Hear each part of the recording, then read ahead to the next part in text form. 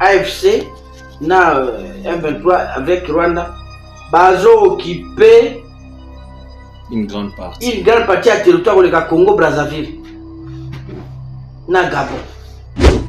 Mais bon, yom tokuta na mokonzi yebisa kete ke sanga pa na conseil des ministres no bobeta lisoni. Toyebi mais ezaka matata. Okanza te eza simple, eza matata. Mais eza bilo moko comme toza famille moko, famille Congo, il faut qu'on soit temps ya ko expliquer ba to ba comprendre ka. Mais il faut peu courage ya ko sama comme pour avancer.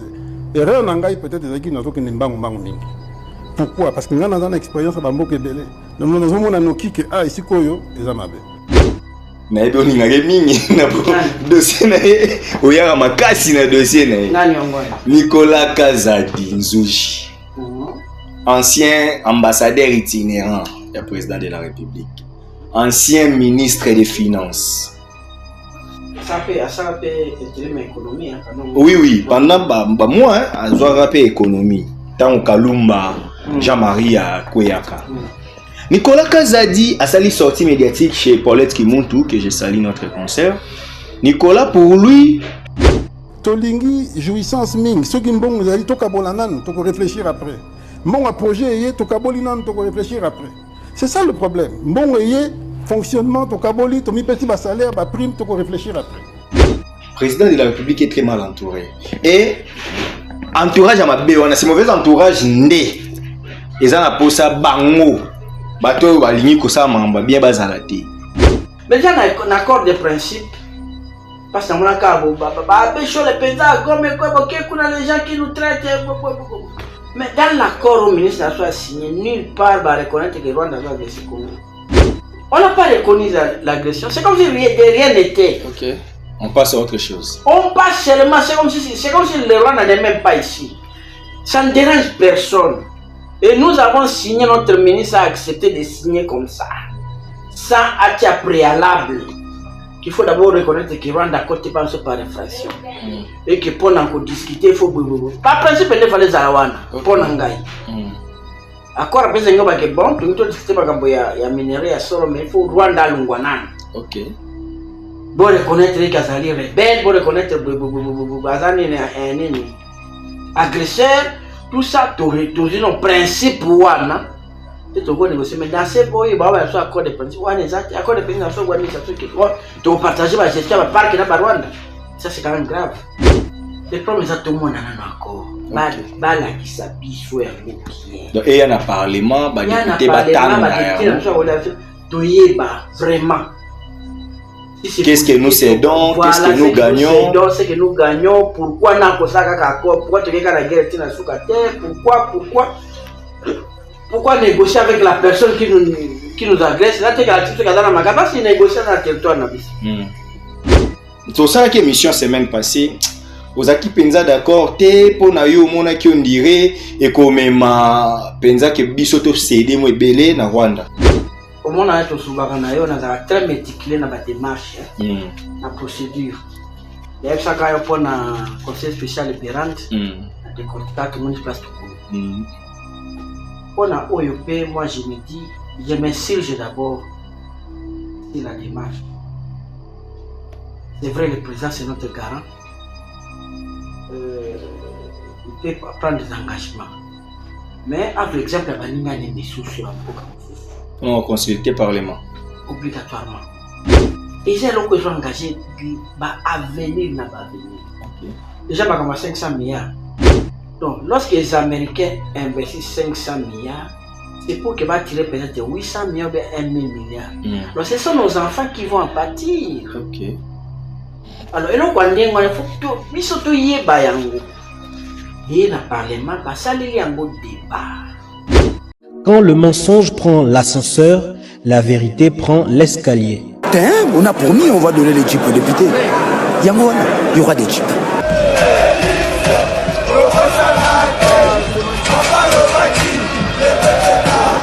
Notre ennemi c'est le Rwanda, FRDC, Gomae, Munguna Nabiso Kagame, Congolais, Kangae, peuple Téléma, banguna bakoti la mukati kama mpima tali politiki zongisaki bomoto tele kolo ndenge kwei na maboko banguna tozala bomoko mutu moko te akopundela Kongo soki biso moko te tona nyongwa mutu te noko ezapona peuple bunda mwana mai ezapona yona ye ezapona ngai ezapona Kongo ezapona Goma ezapona Ruchuru kiwanja Bunagana. Puissance ya liloba eleki ya lisasi mbote na bino nyonso bozi opportunité ya kolanda Archidic Info eri depuis des semaines na bino nyonso bozolanda masolo ya politique esengweza ya koyeba ke boza ebele partout dans le monde, en tout cas actualité ya kobeta ezebele to kobeta vraiment masolo il y a États-Unis, donc tu évites tout bien un accord parce que c'est pas encore un accord, mais ça va pour parler à Washington, déclaration où ils allaient qui lui entre le ministre Nabiso, Thérèse Kayikwamba, na ministre ya Rwanda ya affaires étrangères, to komekano ko développer dossier ya même mise ya États-Unis, est-ce que ils a avantagé pour Nabiso parce que certaines sources parlent de 500 milliards de dollars américains oyo ba américain bazo cha pour na exploitation et ba minerais na est, ça sera aussi une façon ya permettre les Rwandais ba zala les sous place wana te, est-ce que aussi ça va tuerie, en tout cas on va parler de ça. To beta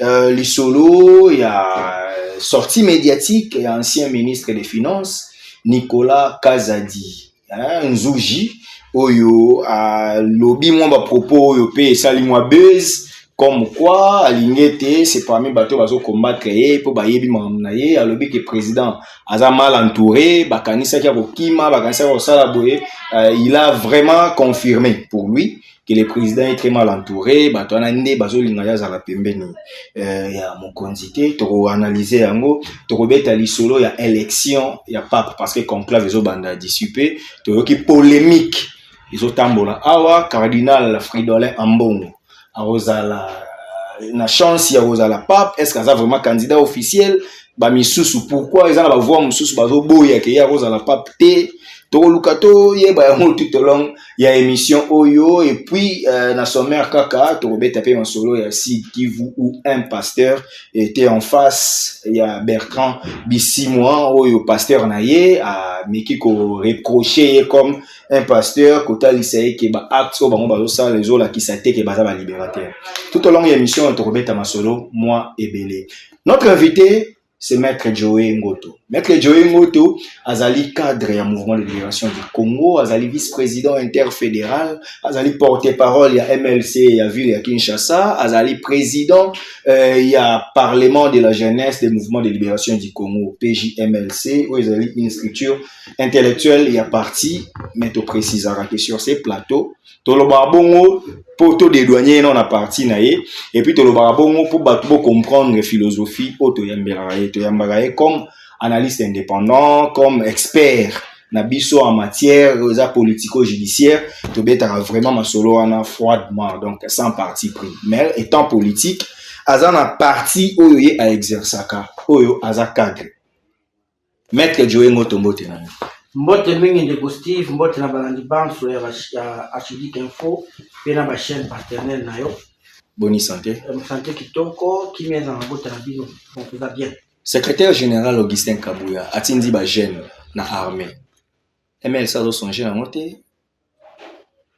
Ba jeune bazaka ML ba jeune bemba sala no ko wana ya ko sala 4 mois 3 mois après. Bemba a fait ça bon on a ko ta ko bateya memba tout partout. OK. Bemba sala donc le quoi ya landiro ko la bemba c'est pas mauvais, c'est bon. Ado ya zo landa ba trace ya bemba. Oui, c'est bemba qui était donné de le faire. OK. Ba jeune wana toko espérer na bango quand pour bazala bien formé pour yo zaki muto bande ko senga réforme armée tout ça ne bazo recruter ba réforme armée te ne bazo recruter wana est-ce que eza moi pas ouais go me mapé ke ba bonisa mon armée bazo c'est sûrement bazo former bango pour na autre chose parce que ce pour la guerre ma trop fallait qu'on quelqu'un comme bazana. OK Parce que moi formation bien c'est 6 mois. Ouais. Après ça on a fait ba question ba unité d'élite faut passer sur 2-3 mois. Mais j'espère que bah peut ça moyen pour déjà on dire place ba sali ba ko fa déjà banzala.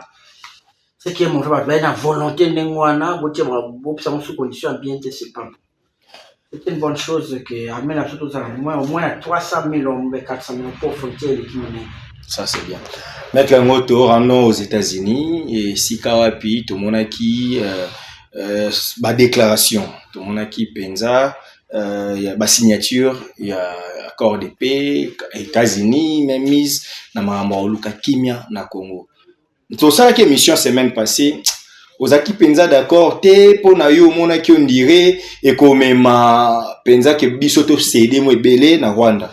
Mais bah te belé bah lobby donc phase car l'actualité on a mais la phase où est évolué bah les États-Unis a déboursé 500 milliards de dollars américains pour na biso et puis bah on dé bah besoin exploitation on a donné bah ni là qui contrat chinois et comme biso na États-Unis est-ce que si cela est vrai pour exemple bouche autorisée t'es là bah communicateur il y a bah pouvoir en bazolo si cela est vrai et qu'on peut ça souffler bien en Congo et qu'on longola insécurité et qu'on peut ça misala mbongo na ko ça pe musana mboka si cela est vrai déjà ngai au monde a to subaka na yo na très méticuleux na ba démarche na procédure d'ailleurs ça quand pour na conseil spécial libérant na décortiquer tout le monde place to komi pour na OYP moi je me dis je m'insurge d'abord sur la démarche.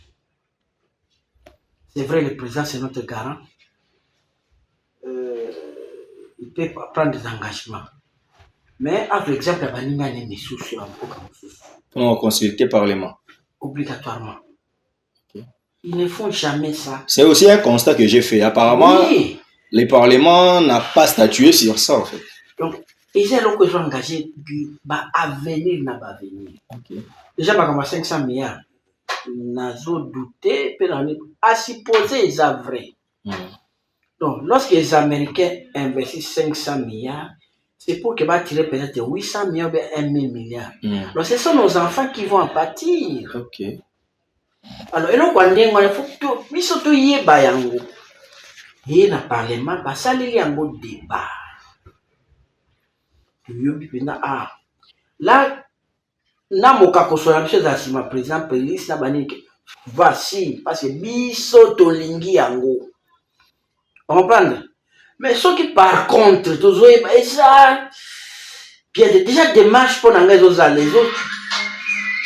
autres cachés ba zone d'ombre belé rien que les démarches déjà ils ont ma besoin qu'apporte aucun accord préliminaire accord de principe accord que ils ont une vraie version de Wapi pour toi analyser.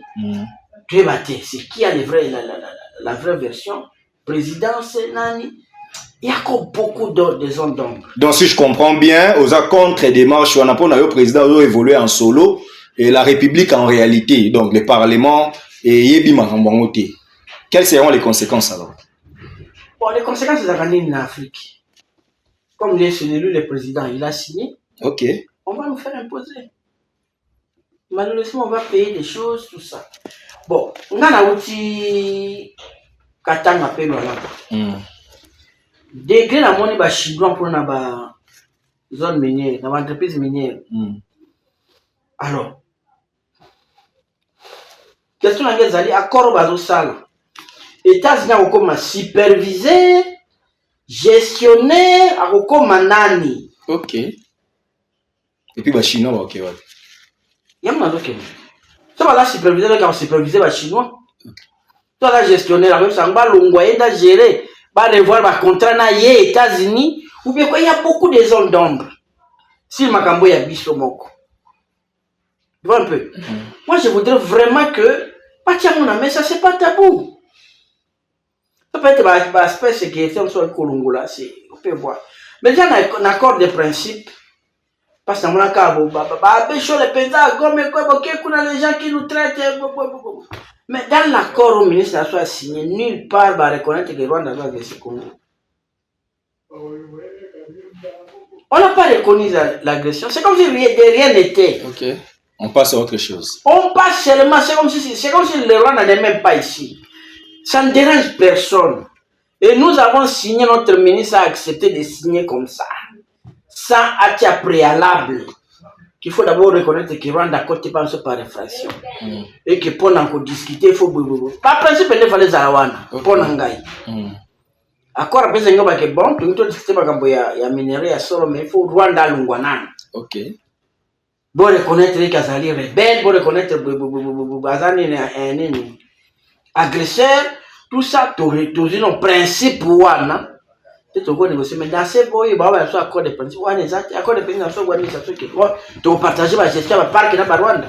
Ça, c'est quand même grave. Mais le président de la République, il va nous offrir une paix où il y a solo.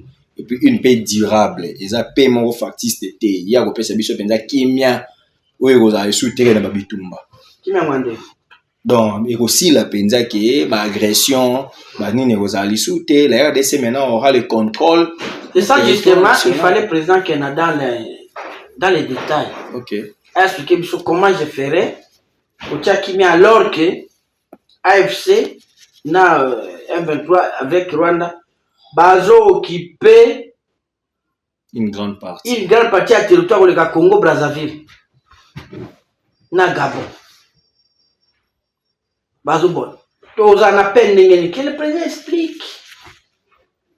Là ça va nous aider. Oui, il peut dire. Lui, le quoi peut-être président quand c'est tout signé encore les thèses à Gangali. Marine soit quitté la Goma, ça banane, je ne pense pas. Alors, qu'on nous explique bien accord wana. Mais finalement bientôt sinon on ira des civilisations comme un suspect. Voilà, je souhaiterais même que ça le matin. Maître Ngoto. On est aux peu pessimiste, membres sont indépendants pour nous sauver mboka yo zo mona kaka danger, zo mona pété que côté positif pe koza. Bon, côté positif, on a le bété là ni de Golanga Steve. Le problème c'est tout le monde en a encore. Bala qui s'habille soit bien. Donc il y a un parlement, ba député ba tanga. Toyeba vraiment. Qu'est-ce que nous cédons, voilà, qu'est-ce que nous gagnons? C'est que nous gagnons. Pourquoi n'a pas ça d'accord? Pourquoi tu regardes la guerre tina soukate? Pourquoi négocier avec la personne qui nous agresse? Là tu regardes la type dans la magaba, c'est négocier dans le territoire nabis. C'est quoi? C'est bien difficile à dire ce que dans la zone objectif ou bien pour nous tant il y a moins de pour nous un jugement réel. Je me méfie de ça. Voilà, toujours dans ce chapitre. Nous sommes à Bukavu, un pasteur que je ne connais pas son nom. Ce pasteur a yé côté, attends, on a protocole signalé que ils ont une autorité moko alingamona, il y a toute une autorité moi nani, oh Bertrand Bissimo, abisa va beaucoup, c'est un ngamo fona sola na. Pasteur a zongi na cher, a télémissi à présenter, a bani ko reprocher. Et là pour ça qui ezwa vidéo le comme viral, pasteur bazolo benye David Ekofodé. Abi pasteur pendant du courage et kofazo aka jour en mode devant bata Kabila. Aibisi mbisi mo yo kola na église wa to kenda. Otika ke mo mukele le komi munene. Papa na yo azara mosalia. Yo zongi na yo ki ke bolibo bomanga na liste liboso na ki 11e personne na liste mi balé na ki 52e personne. Na lobaki na robanga te na ko ya bomanga. Mais yo oye na église eza pour intimider biso pour ça nini. Sur place abani ko yebisa bisimo. Comment bino boza ba chrétien la majorité ya bato boza wana. Mais bino nde bozo botola bato mituka, bino nde bozo boma libération bolimbo libérer biso a rappeler que ça 4e fois que baloba que bazo libérer mboko mais tozo souffrir na biso kaka. Asali message à interpeller ba autorité ya Kinshasa na ba autorité oyo baza ko occuper en présence ya bisimo. Les gens maintenant bazo ba pasteur wana bangité. C'est-à-dire a eu courage oyo ba pasteur rebelle et puis ba namoni na ba commentaire mutu abi par contre évêque Goma ya lobaki ke nanga azali révolutionnaire constitutionnel. Donc évêque a bangaki pasteur wana alobi vérité. Est-ce qu'il avait raison de le dire? Mais pourquoi pas? Parce que bah y a une église. OK. L'église, je suis le chemin et la vérité. Pasteur, Azamuto Salila Yesu, il doit dire la vérité. OK. Il ne doit pas cacher à finir qui baisse. OK. Il vit là, à l'obi. Ningo pe lobi nenge ekofu. À l'obaka. Ndenge pe bambongo na basholi balobaka. Mais comme biso tulika koyoka te, tout le monde a dit il faut pas accommoder discours na bango na ba plaisir na so ba politicien yangwana. Donc c'est un brave pasteur, surtout que na yo quitté après. L'information que tu n'as pas ajoutée, c'est que après il y a beaucoup de véhicules qui ont acquis. Ok. Donc le message n'est qu'au qui bissi. Kota qui bissi moi c'est qui a fait que Batubile il n'a pas à avoir peur. C'est ça un homme de Dieu. Et ça te fait dire Ndambe au-dessus de la Rwandais poulou. Cette histoire là léger pas. Donc voilà. Moi je vois c'est un pasteur vraiment et puis Azam Kolo. Ouais. Attends Bomingai. Attends niveau des problèmes. Au contraire ça vous fait martyr c'est bien. On comprend. Donc moi je suis pour ma vérité n'est à lobby et que ça soit comme ça. Ok. Que ça soit comme ça. Comment on est passé là? En tout cas, on a gagné comme on était. Ça c'est bien. Asa penda Mtonzambe. Kufa Mtonzambe banga kate. Nde bakabina so bataka rouge. Il paraît que compte Erwana comme cardinal. Donc il a dit la vérité. Voilà. Ça ne peut pas lui coûter aussi après pour te aider. Ok. Très bien. Maître Ngoto. Cardinal Fridolin Ambongo. Masolo ezobetama. Et puis moi en France 24, bazo sala ba analyse tout ça. Cardinal Ambongo a cette chance aussi il y a de concourir na papoter. Oui. Et vous les soutenez. Quand on soutient nous, on dit non de presse ok. Tous les cardinaux qui sont là, ils sont catholiques, ce sont mes papas. Moi, je ne choisis pas. Et babi mais Jésus à Nazareth, ba congolais, ba pe na poste na pape congolais. Non, on a beaucoup de notre frère de sang. Non. Oh maman Eva, le papa Jeannot, les fruits de vos entrailles. Non. Et béni. Peut-être que c'est loko et ça la paix. Na vous surprendre d'ailleurs. Ba congolais, ba mon cardinal congolais. Pourquoi c'est la Bible place n'a pas à créer un pays? Qui a la terre. Qui a créé la terre. Bisonne bateau. Ah wa tobe yango Finlande. Ah wa tobe yango Suisse. Ah wa Scandinavie. Ah wa. Vous comprenez? Les abissous. Donc les locaux n'ont un pasteur, un évêque chinois, un évêque catholique, un papa n'angai. Comprenez? En Bongo, c'est le président du conseil conférence des évêques de toute l'Afrique et Caraïbes. Donc, soit avec l'église de l'Afrique, c'est lui qui sort. Ok.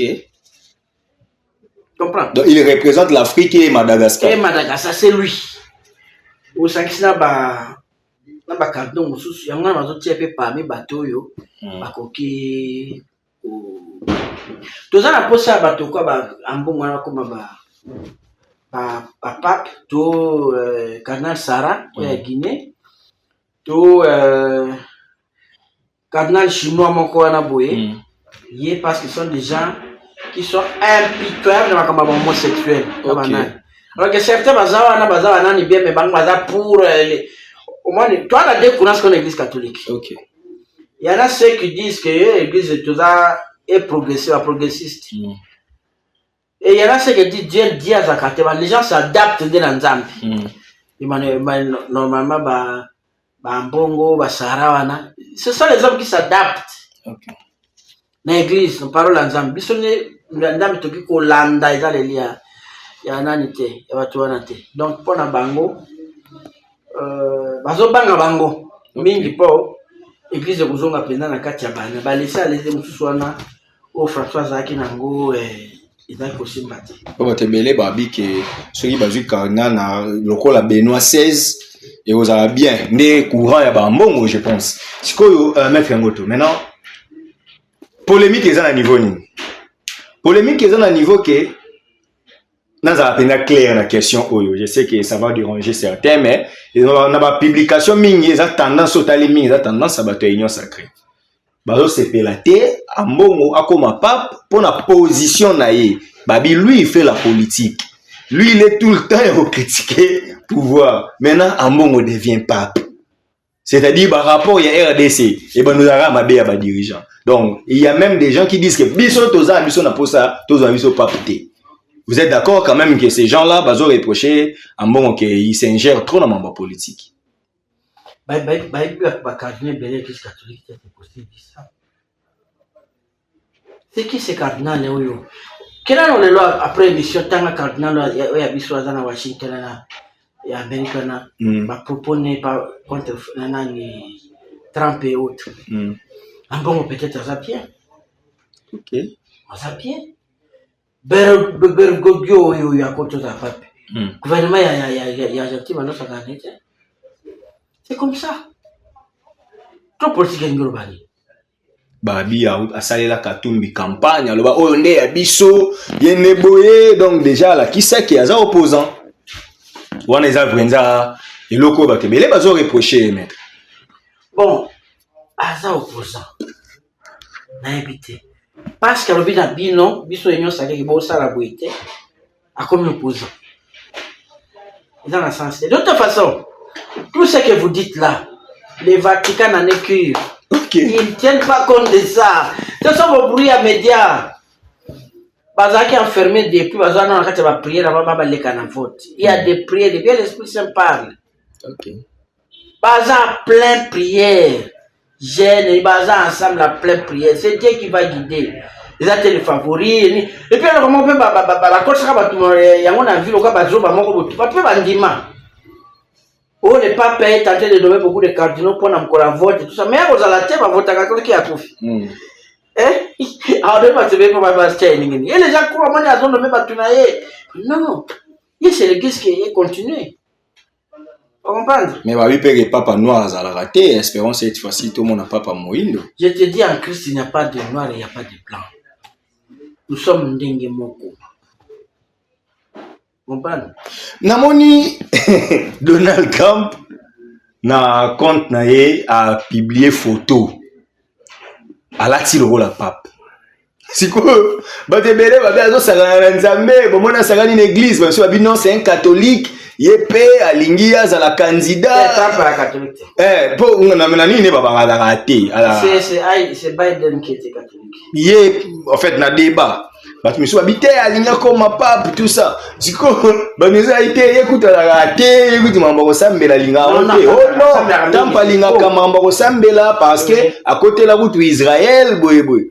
Maintenant maître moto pape na teni ya ba pape Trump a publié photo wana message. Est-ce que mon la taille photo wana bendela yemo est authentique. C'est pas parce que selon eux vous a message ni. Il y a peut-être un tour Papa est américain. Américain, c'est possible. Parce que Cardinal, il y a un Azali américain. Azali favori. Ok.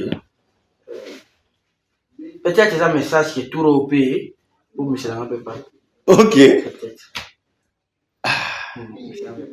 Ça c'est bien. Maintenant, on est dans la politique à Congo. Na ebe oninga ke mingi na dossier na ye oyaka makasi na dossier na ye Nicolas Kazadi Nzuji, ancien ambassadeur itinérant du président de la République, ancien ministre des Finances. Ça peut intérim économie. Oui, pendant moi azwaka pe économie tant Kalumba Jean-Marie Kweyaka. Nicolas Kazadi a sali sortie médiatique chez Paulette Kimuntu, que je salue notre concert. Nicolas, pour lui, n'a pas côté à Alingeti. Nicolas pense que Alingeti c'est quelqu'un instrumentalisé pour nous fragiliser mon condi, nous la bateau de bateau servir malade, y compris. Donc lui il est victime, il y a bonne gestion de finances naie et Alingeti ne veut pas comment on a éco prospérer. À cause c'est les membres belé na gestion naie. Par rapport à ça, il a raison. Comment Nicolas va être compliqué?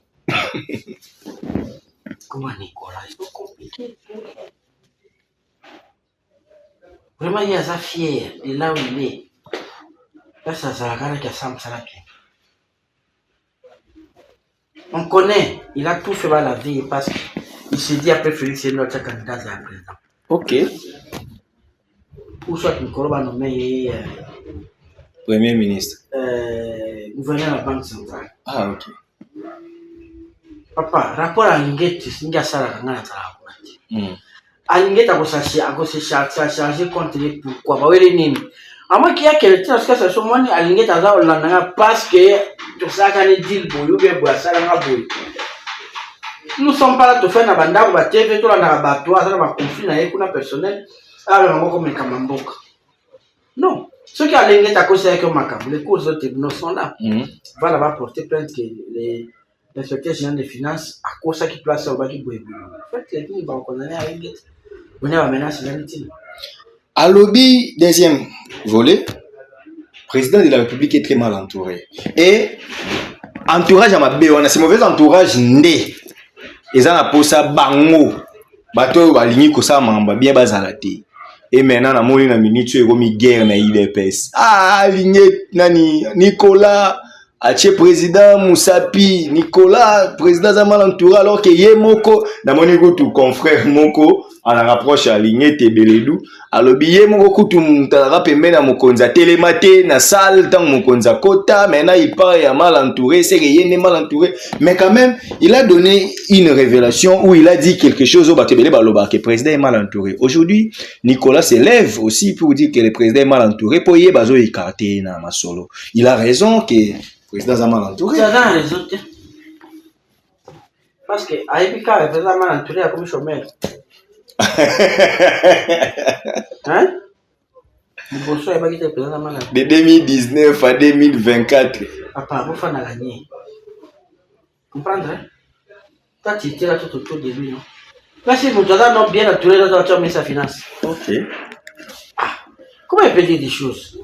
Président mal entouré, président. Mais c'est le président lui-même qui choisit. Au moins, appelle-moi, de toute façon, encore poli. Il y a Kofi, le président. Ok. Hein? Il y a un bataille de pes Basiliki. Mais oui, mal entouré, qui a choisi ces gens?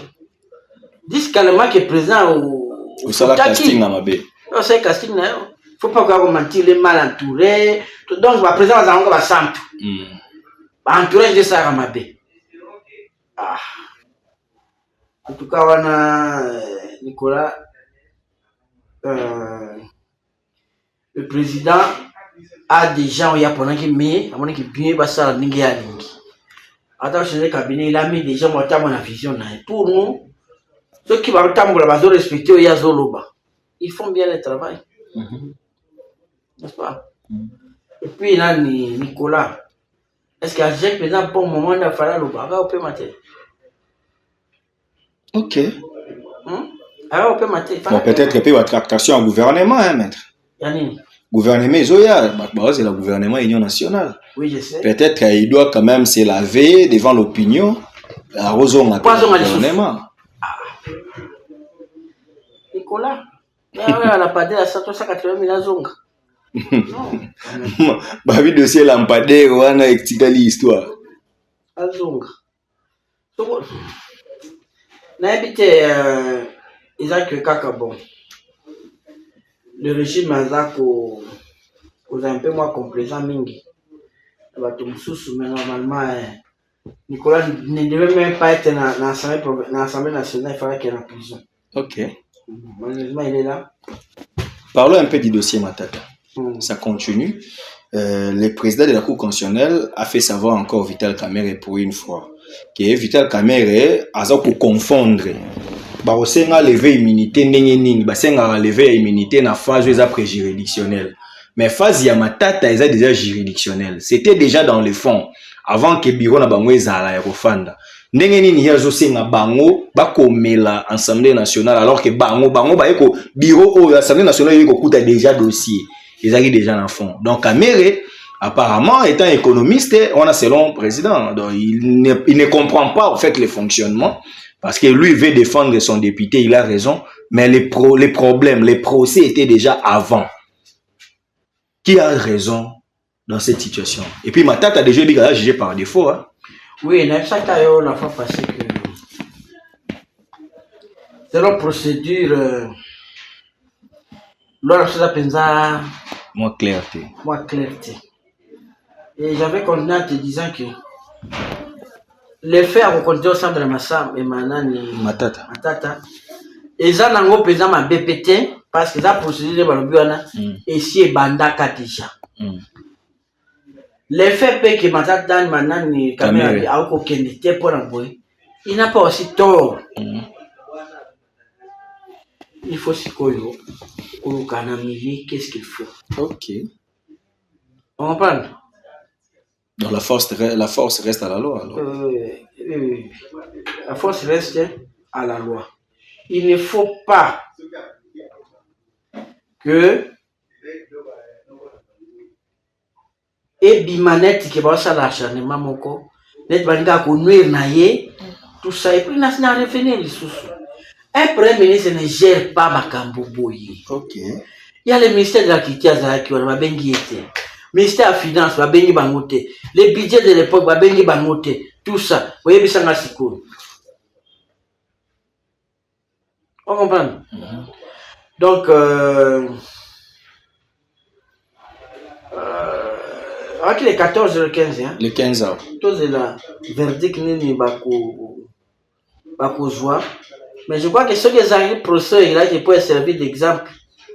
Pour faire procès belé. Ok. Procès qui ne propre ça. Ok. Dossier 145 territoires. 145 dossier ni Kambadara. Ok. Pas dossier à nous.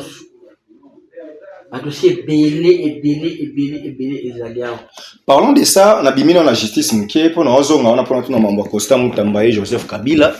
Mais il y a un frère, un jeune comme ça, un opposant, qui on m'envoie ces vidéos souvent, je crois, à Zamouta Nouvel Élan, à lobby na Riflar, ministre des Affaires foncières, la Mineta Akassia Bandoubola, est complice. Abanino quoi accusé que depuis Azawana na tête affaires foncières, ministère on doit connaître le conflit foncier et belé et il n'arrive pas à comprendre la gestion de la ministre. Pour lui en tout cas il faut qu'il n'ira en remaniement à dénoncer terrain on arrive là au ministre Akassia amoni bateki yango mais azolo belo côté alors c'est le côté bateki terrain arrive là donc c'est comme si il y a eu quoi parce que qui ne dit mon consent.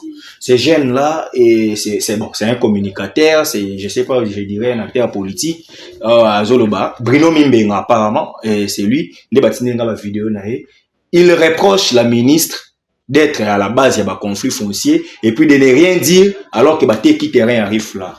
Maître Ngoto réaction na yo étant aussi avocat na makambo to koloba ezandenge nini na peut so yoka déjà de isolama parce que ça peut occasion bien au pesinga pour pas ça ka confusion belé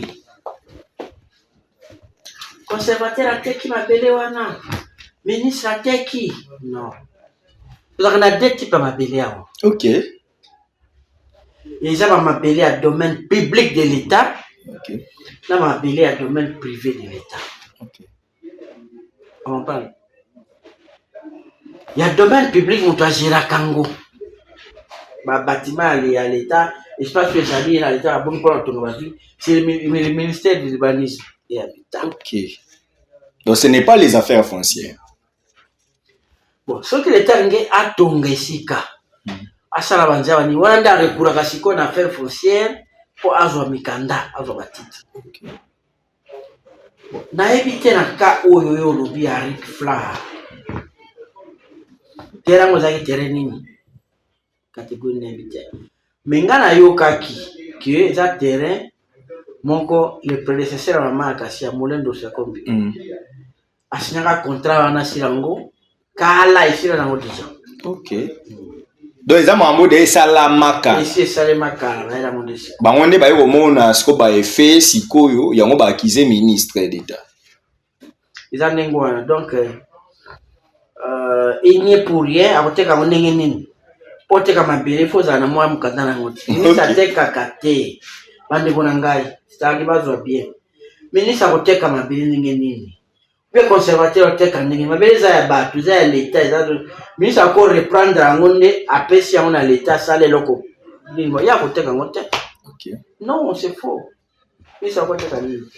Ah oui, excellence à la base à conflit belé, banda koti, conflit foncier parce que c'est une vidéo penza batinde ngai et la vidéo existe. Après ça t'a 2, 3, 4 cas, oh, maman Azali, à la base, va conflit foncier.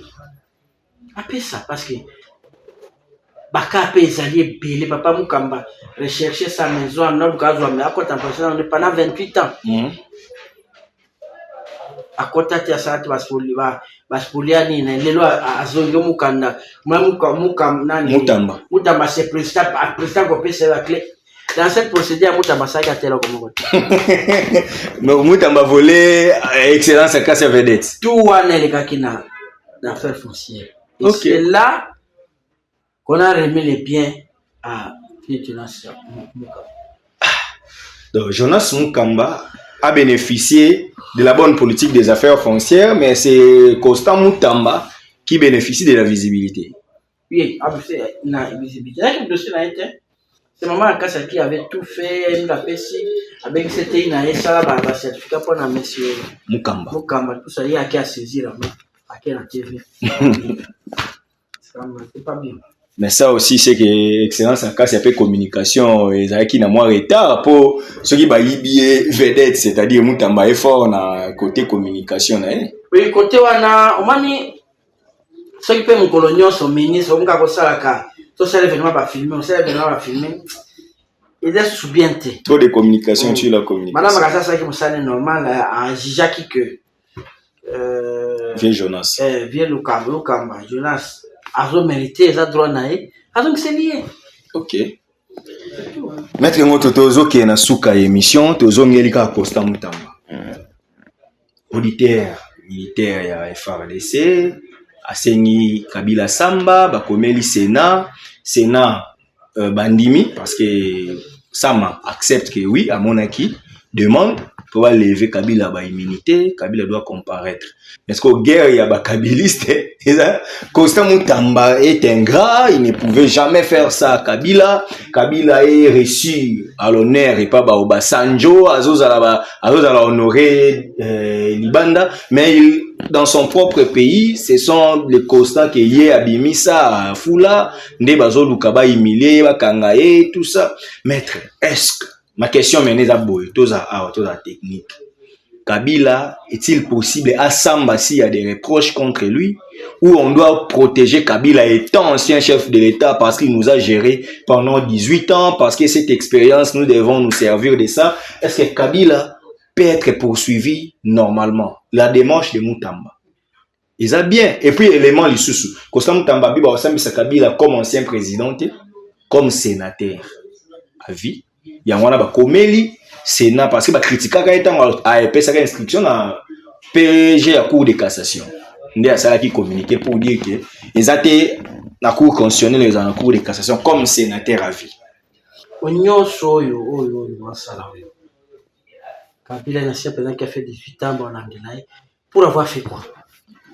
Pour Azaki Abaga na Goma, à peine la déclaration en Afrique du Sud, il a donné raison à M23 AFC. Bah mon Kabila il est mèche en fait. Kabila ba soupçonné cause à la moko la baza ko alimenter cette insurrection armée. Et on faut ba yokaye, il y a on ba kena on na justice militaire. Omani ba ministre na biso ba na se ba vra biso aussi. Moi je tiens beaucoup dans ma conseil. On parle de Kabila, un ancien chef de l'État, qui a fait 18 ans, qui est arrivé à la fin à ce pouvoir à Pesaki. N'est-ce pas? Et vous dites comme ça avec des involtes, on va le poursuivre, il sera arrêté. Moi je me dis, pour avoir fait quoi? Bosogi président ouais akala salipe mabe. Ndena lobi ngana yoyo kutoza mtu après tu peux connaître. Asali nini? Nakata mtano que Steve asali bobo albo kangai. Non.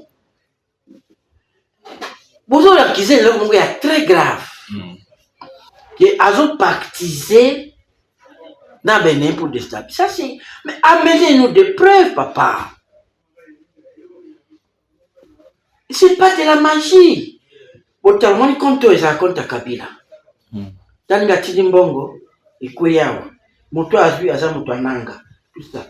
Regardez, au Moniawa, Yé, au Monini, Côté basura bakenekia. Il a ça une affaire maintenant à cause ça est tombé pour tirer vos munitions. Direct côté la munitions.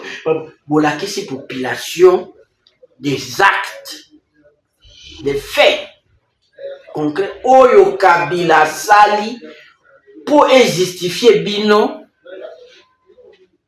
Bokende kuboma kukangai. Vous comprenez? C'est pas normal. Bon, vous faites ça. Dans l'ordre d'état, vous unité, cohésion, pour la paix. Namboka. Maintenant, vous êtes parti dans les Bokangi. Tu vas suspendre les Bokangi. Vous suspendre. C'est qu'on a massacré au Sorabaran. Au-delà de tout, on a un rebelle. Tout le monde a un sacré dans le même sacré. Tout le monde a un terroriste. Tout le monde a un nani.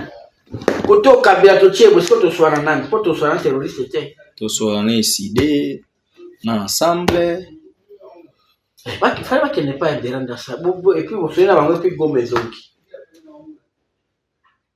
non pour nanga dossier ya président Kabila ça la ngai bien té parce que je me dis lobby Félix Abozala ex-président je serais pas content. Comment on a traîner pour minimiser ma caméra, ça fait mal. Si c'est comme ça qu'on remercie les gens qui ont servi le pays, c'est un problème.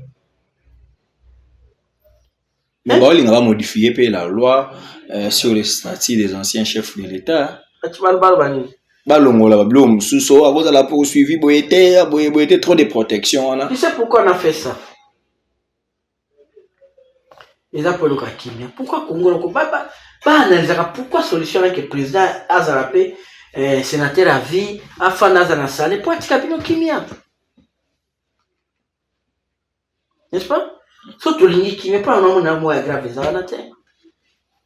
montrer, nous commencer par nous dire, comme ça, on t'a commencé, qui a les procureurs par nous dire, on va poursuivre Kabila pour, pas, premier point, il a fait ça, voici les preuves. Deuxième point, voici les preuves. Ah, là on saura, on va dire non. Ce type ne mérite pas. Mais si on a TV, on va dire est-ce que vous allez le bien? Non, mais quand il lecture, il faut tout comprendre. C'est-à-dire, nous devons quand même éviter Kokangae. Bon, là, je me mets aussi à la place. Il y a Bateau va soutenir une thèse qui doit être poursuivie.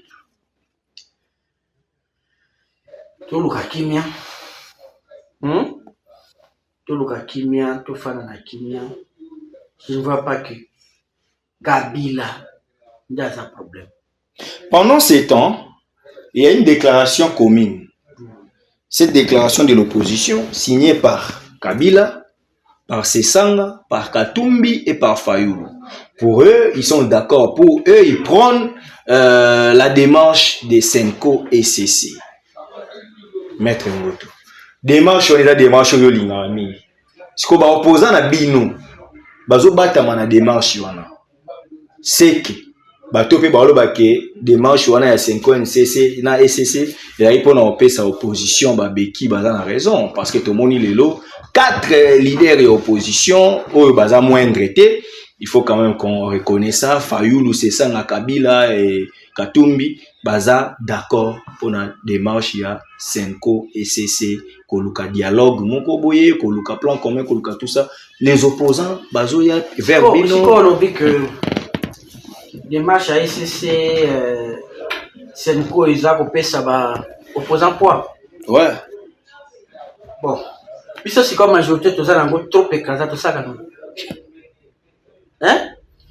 Je t'apprends que nous avons 471 députés nationaux. Donc vous ne pouvez jamais bloquer une loi, une initiative. Qu'est-ce que nous en faisons? On avait tous les 26 gouverneurs, parce qu'il y en a 24. Qu'est-ce qu'on a fait? Toutes les assemblées provinciales, union sacrée. Dans Kinshasa, il n'y a aucun opposant qui a été élu. Donc, la ville a pouvoir. Donc, à part dans nos Assemblée provinciale, il n'y a aucun opposant c'est Union Sacrée. Aujourd'hui, si les 24 bourgmestres, 16 de l'IDPS, papa, mettons-nous au travail. Travaillons. Déjà, on a tout. Moi, je fais rien d'autre que là, on a Kabila. Non, même pas besoin de 100%. Ni na mani na ça, il y a victimisation, il y a indexation, il y a bateau. Donc, ça n'a pas de sens. Dossier ya Kabila na pepe de tout qui n'a pas malamu. Moi, je crains. Lobby après Félix. Pour Félix, attends changer la constitution. Attends ça, il partira un jour. Et il partira avec tout le monde en Kenya. Et les ceux qui le alors qu'il y a comment. Il est aussi ça présente un peu plus vieux que Kabila. Kabila n'a jamais résisté. Hein. Lui va terminer les pouvoirs. Les pouvoirs, bah, 64 ans, 65. Il sera fatigué. Il y a un moment où il peut mourir prématurément. Après, il n'en a qu'un. Et ce ne sera pas bon. Vous comprenez? Ça ne sera pas bon. Donc, je suis MLC, Kabila Sarkozy, mais je sais que demain, mon président peut devenir président. Mais après, il faut vivre. Moi, je ne peux pas. Moi, n'exige quand même. Tant que nous sommes à preuve que Kabila est impliqué dans la non, ce type-là ne vaut pas respect. Mais tant que nous avons fait sauter, moi, j'ai dit, il faut maximum, pas minimum, maximum de respect à Joseph Kabila. Très bien. Et puis, ça va inspirer beaucoup de gens. Tout apprendre, tout à fonction à l'État, tout ça qu'on avait garde pour traiter banco. C'est ce que j'ai dit. Et ça va premier ministre, ancien premier ministre, ancien président de l'Assemblée. Le ministre de la Finance, on ne peut pas même on doit lui laisser le temps de parler. Tous à la katikati. C'est pas minimisant. Voilà. Maître Ngoto, nous sommes à la fin. Et ça, la polémique, nous étions à Kinshasa par rapport à les embouteillages, tout. Bazo akizé président national nayo qui est ministre des transports ba miso babité la compétence à ville on est dossier ngabo ba mission babité bemba et puis dossier a permis de conduire bazo critiquer babi ozui mutuka OK iti place ba pa ça permis au sali test ozuité au matin mutuka donc au continuer ko kumbozo miti na ndako est-ce que moi phénomène voilà est-ce que même tenir compte de ça? Pour oui, bon, ça m'a permis. C'est très délicat. Bon, ça m'a permis sur la test. Mais mon a kumba déjà. Parce qu'il parle, elle est dangereuse. Il peut te connaître. Non, là, ils ont raison. Ok. Autant que mon toit, il y a 100 véhicules. On sent la test, on a un véhicule à Kuna. Ce qui a juste, c'est bon, après, c'est de l'objet, on va dire, on conduit après. Mais quand il y a un tout gagné, a échoué la matérialité. Il sort avec lui qui est là côté là-bas comme un mauvais chauffeur, mais il sort et prend la route. Ah, là-bas, on a raison. Côté il fallait arriver. En fait, c'est ça qui le dossier Mingo, c'est le fait, c'est bien. Ok. Avec déjà très avancé, on va bien avec la continuité. Et puis, ma camarade qui a pas mis sur ça qui c'était encore. Babi embouteillage, babi sous babi besoin de compétence il y a province, babi sous babi té ça comme ministre national. Normalement, ils allaient à quoi, il y a province, je sais pas pourquoi le président Nanga a contacté le maman Makassi. Peut-être pour le président Lobaki, mais normalement, ils allaient il y a province. Parce que l'embouteillage ça m'a na lola ba le même qui sur kuna. Oui, ça m'a na lola, je peux même qui ne kuna. Non. Dans la province, la maire de la ville, voilà, ne débat ba gérer. Là, ils ont raison. Bon, nous sommes arrivés à la fin de cette émission. Maître Ngoto, un message de Baparandi Bisso. Na sepele mingi, tant que pas sur la navire, on a sepele la cam. Na ndape ba commentaire. Ba te bepe ba bagi ope sa isu numéro te. Ope sa numéro na mail na yo.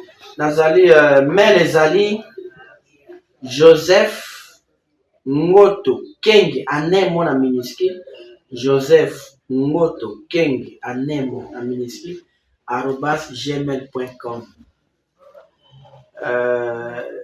Sikoyo nini numéro na ngezali plus 243 9 97 58 71 76. Plus 243 81 501 90 71.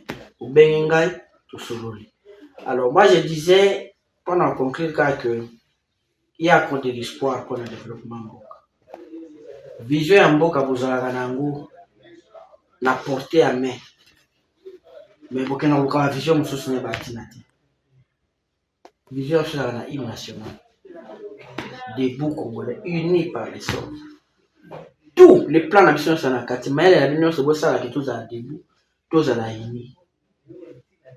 Donc, nous bâtirons, nous peuplerons. Plan, tous les accords. Moi, ma politique MLC, inspirez-vous de la vision déjà tracée dans l'hymne national. Oh, vision, il y a Félix, il faut se conformer à la vision. Il n'y a pas une autre vision. C'est dans l'hymne national. Que personne ne nous impressionne. Nous impressionné, nous sommes pour la vision déjà tracée. Moi, je crois que tout privilégié mingi paix, qui va bloquer, on a doit arrêter, il faut un sénateur. Si tu mets sa justice, non. Différence après que sociologie la justice. Ne Babia parmi les 5 champions du gouvernement, oh il y a des statistiques et bima. Bon parce que celui qui sont typés ça. Et puis la statistique en OP. Tu dis ça carrément doit attaquer mingi na TV. Dans ça carrément d'après premier et deuxième. OK. Pour dire que nous va comme ça soit sérieux to linga pe pendate. Même Sangaza ministre ya justice, c'est quoi ce qu'il a déjà fait? Bah, états généraux à côté de sa président pour la proposer président comme membre à côté de ça syndicaliste n'est pas boya est-ce que va adopter non il n'a encore rien fait yo do bana pour qu'il a fondé l'enquête pour je veux qu'il soit condamné par est-ce que ça déjà sonné vous amenez sa ingérence ce que fungoli bana a fungoli atala na dossier wana il peut charger mon tour et le décharger il instruit à charge ou à décharge. Mais on disait à charge. Ça ne va pas. C'est pas comme ça. Moi, ça m'écoeure quand même que. Il veut laisser les traces. Ça soit l'IDPS au pouvoir qui bâillonne les journalistes. OK. Qui ne veut pas de contradictions. Alors que lui, il en a souffert. Il devait être champion de ça. Comprendre? Voilà. Donc, moi, je crois un Congo meilleur lobby. Je veux la paix, je pense vraiment qu'on va signer l'accord à paix et que normalement. Très bien, Maître Ngoto. Voilà ce qui met un terme à cette émission. Mais avant ça, je dis joyeux anniversaire à mon fils, Christ Love Kambanga. Donc, vive tes 4 ans, aujourd'hui 4 mai. Donc, Christ a grandi. Christ Love Kambanga. Donc, joyeux anniversaire à toi, que du bonheur pour toi, que des bonnes choses pour toi. Hein? Big salutations à Excellence Ngoto aussi, qui nous a tenu compagnie dans cette émission. Je dis un grand merci à ingénieur Starly Lima qui a réalisé cette émission. Donc voilà, c'est par ici que nous bouclons complètement cette émission. Mais nous achevons en disant, peuple congolais, Mibundela. Pour ce qui est Mibundelité, nous Mibundela yo, Puissance, Yaliloba, il est qui est Merci.